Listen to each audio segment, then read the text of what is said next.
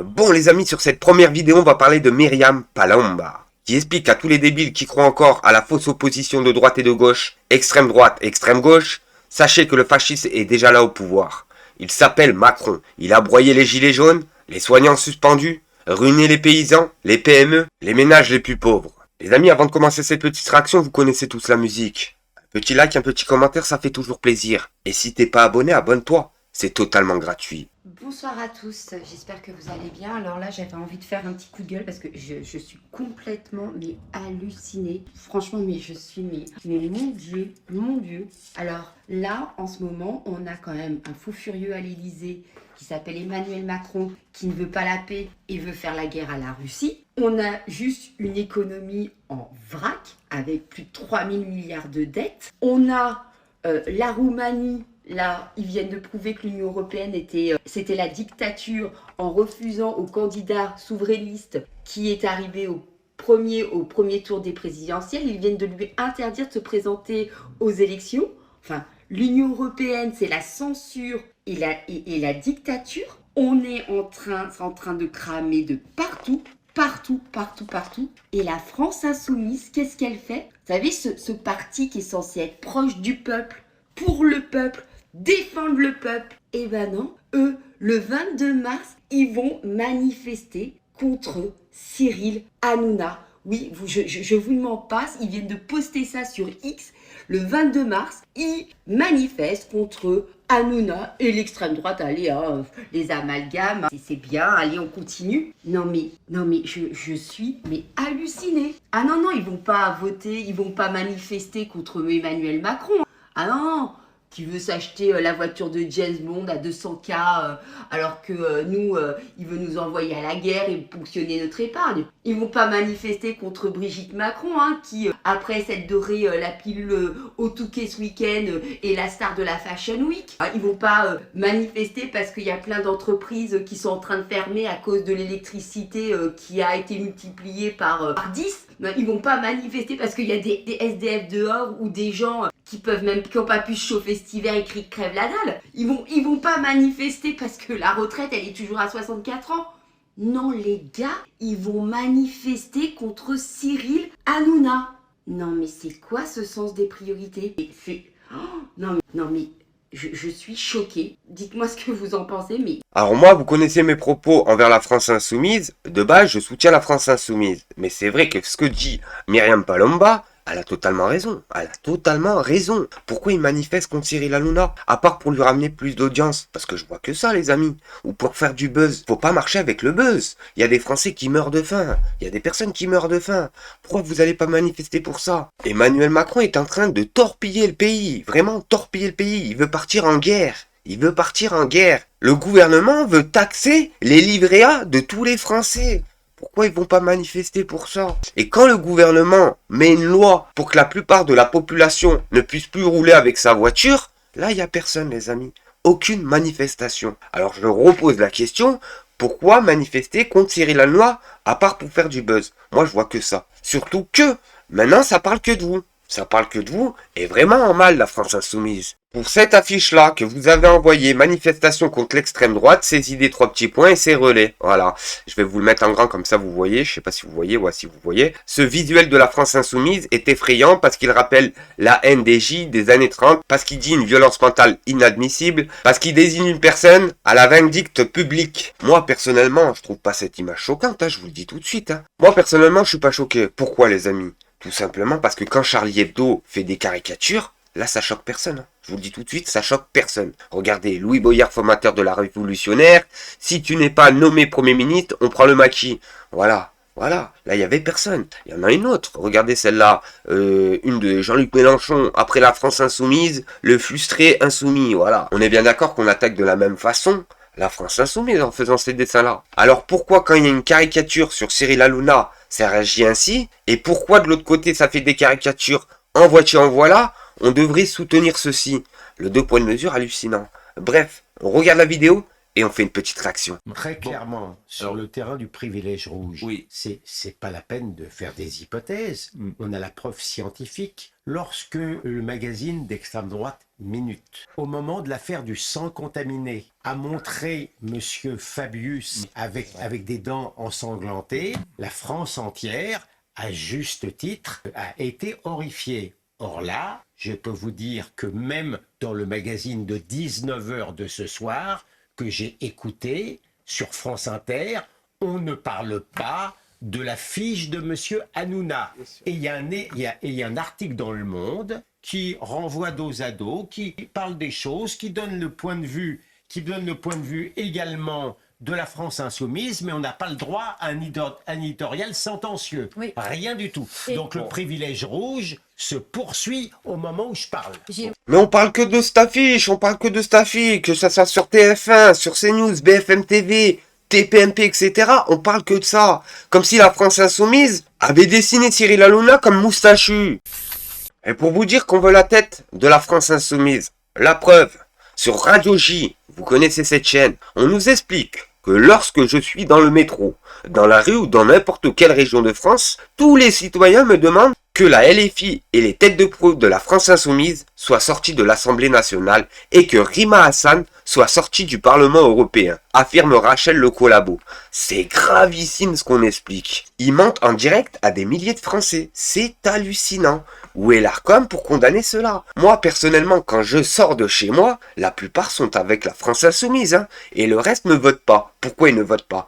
Parce qu'ils savent très bien que voter en France, c'est un sketch, c'est un vrai cinéma. On le voit bien. Les riches s'enrichissent et les pauvres s'appauvrissent. Est-ce que ça a changé depuis une décennie? Même depuis 20 ans? Même depuis 30 ans? Ça a jamais changé. Ça a jamais changé. Depuis la Révolution française, ils nous l'ont fait à l'envers. Tout simplement, c'est ce que je vois moi, personnellement. C'est mon avis personnel. Et sur cette vidéo, les amis, on va parler de Karim Zerebi, qui va s'énerver sur le plateau de CNews en défendant l'Algérie. Les amis, on regarde la vidéo et on fait une petite réaction. Il doit y avoir quelque chose d'autre derrière. Disons les choses clairement. Disons les choses clairement. Il y a quelque chose d'autre derrière. Karim Zerebi, tout est de la faute de Retailleau en fait. Personne n'a dit ça. Je dis aujourd'hui que la méthode Retailleau est un échec crucial parce qu'on doit faire de la diplomatie et se parler avec respect. Et c'est pas ce que fait Retailleau. Retailleau, vous avez vu comment vous avez vu. Maintenant vous mettez Boualem Sansal sur la table. Tout à l'heure c'était l'hymne national. Vous allez faire comme Sarako, vous allez me dire on donne 800 millions de développement sur l'Algérie, ce qui est du grand n'importe quoi. En fait, la tension entre nos deux pays, c'est ce qui crée de la tension permanente. C'est pas que vous diffusez. Malheureusement, c'est pas une arrêtez avec les fake news. Il est pas en prison. Mais personne ne dit qu'il était pas en prison. Il n'y a pas une loi en Algérie. Il n'est pas algérien aussi, Boualem Sansal. Vous savez que Théo Clair est en prison en Azerbaïdjan. Il a pris 3 ans pour un graffiti dans le métro. Il a 32 ans, il est français. Il a été jugé en septembre 2024. Je vous ai entendu parler de Théo Clair. Je vous ai entendu parler de... J'ai entendu le ministre parler de Théo Clair. En Azerbaïdjan. On s'en fout. C'est pas l'Algérie. On s'en fout de Théo Clair. Là, il n'est pas français, Théo Clair. Il est français. Il n'est pas franco. En français, vous devriez prendre la défense en tant que français, de votre compatriote Boualem Sansal. Parce que quand on est français, la grandeur de notre pays, c'est d'être juste. Et de dire qu'il y a des torts partagés. Donc c'est juste de l'envoyer en prison. Qui va faire en sorte que nous atteignions des résultats. Nous n'avons pas de résultats. C'est juste de l'envoyer. Est-ce que vous pouvez répondre à cette question? Peut-être suivre la méthode du respect et de la diplomatie. C'était juste de l'envoyer en prison. Mais qui? Boualem. Mais qui? J'ai déjà dit que je voulais le voir dehors. Est-ce que parce que je veux le voir dehors, je vais créer un problème diplomatique avec l'Algérie? Bah ouais. Je vais plus parler avec l'Algérie? Mais pourquoi vous le faites pas? Pourquoi vous ne répondez pas là? Parce que c'est pas. Vous intéresse pas ce français-là? Non, il vous intéresse pas? Vous intéresse pas? Exactement. Pour moi, juste vous l'avez pas fait. Vous insultez dans les deux pays. Non, Il y a un pas politique dans les deux pays et la bizarre ça. est utilisée en Algérie et en France par le président Tebboune et par Bruno Retailleau pour la politique On intérieure. doit vraiment s'interrompre, c'est leur délire. Voilà ce que c'est être français, c'est être juste. Il a dit aussi par Bruno Retailleau. Je vous ai jamais entendu le dire. On a toujours raison, même si on a. Mais il a bien raison, Karim Zerebi. Il y a un 2 poids de mesure hallucinant. Déjà, premièrement, normalement, les présentateurs TV ne parlent pas, n'ont pas d'avis à donner. Non, aucun avis à donner. C'est simple comme bonjour. En France, c'est exceptionnel. On est le seul pays où les présentateurs TV parlent plus que les invités. C'est hallucinant, les amis. Hallucinant. Et Karim Zerebi, ce qu'il dénonce, c'est bien beau de parler de Boualem Sansal qui est emprisonné en Algérie et qui veulent sur tous les plateaux TV libérer à tout prix. C'est bien beau, c'est bien, c'est bien. Et les autres, les amis, les autres Français qui sont emprisonnés dans les autres prisons, que ça soit en Afrique, en Amérique, en Israël, en Chine, au Japon, etc. On en parle 2 minutes. Et là, préparez-vous les amis, hein. On s'attaque à qui? À la France Insoumise, comme d'habitude. Pourquoi? Pour cette affiche-là. Personnellement, je la trouve pas gravissime. On nous explique qu'on devrait exclure la France Insoumise à l'Assemblée nationale. Ils nous font honte. C'est la honte de la République. La honte de la République? Non, la honte de la République, ça serait plutôt Emmanuel Macron qui veut rentrer en guerre et ramener des millions de citoyens français sur les tranchées ukrainiens. C'est ça la honte, les amis. La honte, c'est quoi, les amis? C'est quand un pays, la France, était 7e puissance mondiale, et maintenant, je vous le dis tout de suite, elle est 20e. La honte, c'est quoi? La honte, c'est la France actuellement. La honte, c'est la France actuellement. Pourquoi? On ne produit plus rien, les amis. On ne produit plus rien. On est à genoux devant tous les pays. On le voit bien, que ça soit devant l'Ukraine. On est à genoux devant les Anglais. On est à genoux devant les Américains. On est à genoux et les Israéliens, on a à plat ventre. Pas besoin de vous dire que la France fait honte en ce moment. Mais vraiment honte. On pourrait dire que la France insoumise est d'une lamentable faillite idéologique aujourd'hui et a utilisé des méthodes, vraiment a eu recours à une méthode dite de Goebbels. Et c'est une honte aujourd'hui. Cette affiche est digne d'une propagande antisémite. Alors on peut critiquer... Raciste. Antisémite. Et on peut... Excusez-moi. Les juifs sont des êtres comme tout le monde. Laissez-moi, s'il vous plaît, soyez élégant, laissez-moi finir. On se demande juste une chose, pourquoi personne, à part nous, pourquoi auprès d'LFI, personne ne proteste? Pourquoi il n'y a pas eu de condamnation et de sanctions? Moi, je suis consternée, je ne vois pas de personne auprès de qui s'offusque et qui dit « je ne me reconnais pas et je quitte ce parti ». On les entend pas, ils sont là, ils ricanent, ils se galvanisent, mais personne n'a dit « moi, je quitte, je rends ma carte et je m'en vais ». Pire que ça, ils rassemblent et les socialistes, les Verts, ils sont là, ils viennent. Accords électoraux. C'est du racolage et je trouve ça exactement. Et c'est indigne. On devrait les exclure de l'Assemblée nationale. Ils nous font honte. Liberté, égalité, fraternité ne veut plus rien dire. C'est la honte de la République. Ah, c'est fou quand même. Hein. Pour ces personnes-là, ça serait la France insoumise, la honte de la République. C'est pas Emmanuel Macron qui vole les Français matin, midi et soir. Hein. Il veut même se servir chez les retraités. Il veut même se servir chez les jeunes en formation. Des taxes en voiture en voilà. Là, il veut inventer une nouvelle taxe sur les voitures d'occasion. Bon, les amis, c'est un vrai sketch. Si on continue comme ça, j'ai bien peur que la France tombe à l'eau, tout simplement. Et là, vous avez vu, les amis, c'est extraordinaire. Au Parlement européen, ça rigole sur les martyrs des Palestiniens. On regarde la vidéo et on fait une petite réaction. Je peux d'abord demander au Conseil d'arrêter de rigoler. Vous êtes en train de rigoler ici pendant que nous parlons de la mort de je ne sais pas combien de Palestiniens, d'une population qui se fait affamer, et vous êtes là en train de rigoler en faisant des blagues. Ce n'est pas drôle, des Palestiniens, c'est des êtres humains aussi. Vous devriez avoir honte. Et c'est ça ce qui est aujourd'hui la caractéristique de cette Union européenne, un mépris pour la vie des Palestiniens. Parce que oui, vous avez réussi à faire un discours en disant « Ah, la situation à Gaza s'empire », sans mentionner pourquoi elle s'empire. Et pourquoi est-ce qu'elle s'empire? C'est parce que Israël bloque toute aide humanitaire, toute nourriture et même l'électricité. Et qu'est-ce que ça veut dire? Sans électricité, pas de désalination de l'eau et donc pas d'eau potable. Et donc les gens, les familles, les enfants n'ont pas d'eau potable et vous êtes là en train de rigoler. Comment est-ce possible, monsieur le ministre? Comment est-ce possible, s'il vous plaît? Alors aujourd'hui, cette complicité européenne et ce manque de respect pour la vie des Palestiniens doit se terminer parce que ça va se payer cash, je vous le promets. Ah, je vous le dis, c'est gravissime. On a une population qui s'est fait décimer. Elle s'est fait décimer, tout simplement. Il lui restait juste une alimentation d'eau pour pouvoir alimenter en eau les enfants, les vieillards, les vieux, etc. Ils ont fait quoi? Ils l'ont coupé. C'est dingue, les amis. Et là, on voit des députés et des ministres européens rigoler. Par contre, quand on parle de l'Ukraine, je vous le dis, c'est pas la même chose. On les voit moins rigoler comme ça. Pourquoi, les amis? Posez-vous cette question. Et sur cette vidéo, on va se tourner vers TPMP. Je préfère sortir plutôt que de voir quelqu'un du RN nous donner des leçons de lutte contre l'antiseptique. A lancé Thomas Guénolé à Julien Oudoul du RN, avant de quitter le plateau sur TPMP. On regarde la vidéo et on fait de petites réactions. cause de la Macronie, Quel était c'est à cause de la Macronie.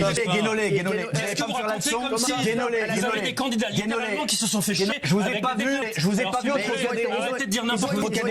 Ils ont été sortis. Je vous ai pas vu au Trocadéro pour nous faire la leçon. À la France Insoumise, ils ont sorti Mais enfin, son vice-président fondateur était à la ministre de Vichy. Vous vous dans le groupe France-Israël. Jordan Bardella se rend en Israël dans quelques semaines. Je suis vice-président du groupe d'amitié France-Israël. Donc la ferme. Mais oui, taisez-vous, vous fatiguez tout le monde. Jean-Michel Oui, Maire. c'est moi qui fais tout. Quand tu reviens encore, Bien sûr. Mais là, excuse-moi, mais là, Le bal nazi de Marine Le Pen, c'est Si le RN avait fait ça, on aurait dit exactement la même chose. des députés qui Là, je vais te dire, là, une des organisations participantes était interdite aux juifs et aux femmes. Et il vient de donner le son. Vous Vous êtes en plein délire. des députés. Je préfère sortir que de voir quelqu'un du Rassemblement national de nous donner des leçons de lutte. Voilà les grands démocraties. En tout cas, vous pouvez les donner à personne, vous, parce que la LFI, ils ont sorti Non mais personne. je trouve ça Ils n'ont affiche sorti dégueulasse. personne. Non mais attendez, C'est dégueulasse. je pense que vous devriez porter Vous plainte. parlez sur les Ça, je autres. le porte. Allez vous reposer. Allez, salut. Ça, oui. et c'est en plus, c'est tellement dégueulasse de nous faire croire que c'est la photo, c'est l'heure de... Qu'est-ce que vous voulez que je vous dise, les amis? TPMP, on sait tous qu'ils sont de la droite, voilà. Du matin au soir, ils nous ramènent les ministres, les députés du RN. Eh oui, les amis, comme si les députés du RN avaient que ça à faire. On a le pays qui a deux doigts de s'enflammer, et les ministres du RN viennent s'afficher sur TPMP, sur CNews, sur BFM TV. Ils sont plus sur les plateaux TV qu'un animateur TV. C'est hallucinant. Et sur cette vidéo, les amis, la direction de la DGSI, Céline Borton, affirme que la coopération sécuritaire entre la France et l'Algérie est quasiment rompue. La responsable de la DGSI affirme que les orientations politiques pèsent sur le travail des services avec l'Algérie. Tensions avec l'Algérie, elles ont aussi un impact sur votre travail? La situation avec l'Algérie est complexe et il est vrai que en l'état de la situation, nos relations sur le plan sécuritaire sont réduites à leur plus simple expression. Mais ce qui... Elle est difficile. On connaît l'importance de la coopération avec l'Algérie. Sur le dossier du terrorisme notamment, c'est de nature à mettre en risque le territoire français? Aujourd'hui, je pense que les orientations politiques pèsent beaucoup sur ce que les services peuvent faire ou pas en Algérie avec la France. J'espère que cette situation trouvera une issue rapide. Bref les amis, c'était tout pour aujourd'hui. Merci de m'avoir suivi. Au prochain épisode. Merci à tous.